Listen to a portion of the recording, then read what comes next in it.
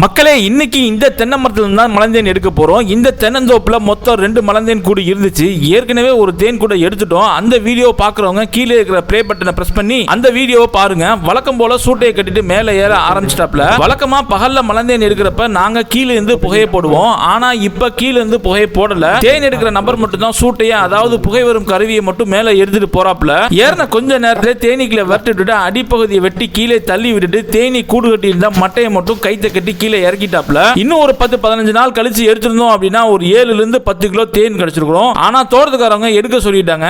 ஏன்னா தோட்டத்துல மொத்தம் ஒரு 10-15 மாடுகள் இருக்குது. அதுல கடிச்சு போடும் அப்படிங்கிற ஒரு பயம் தான். இதுல எங்களுக்கு ஒரு 3 கிலோ மட்டும் தான் தேன் கிடைச்சது. உங்களுக்கு சுத்தமான தேன் வேணும் அப்படின்னா ஸ்கிரீன்ல தெரியுற நம்பருக்கு கான்டாக்ட் பண்ணுங்க. உங்களுடைய திருப்திக்காக நாங்க தேன் அடையோட கொடுத்துட்டு இருக்கோம். காட்டு ரக தேனி இனங்களான கொம்பு தேன், மலை தேன், அடுக்கு தேன், தேன் அடையோட கொடுத்துட்டு இருக்கோம்.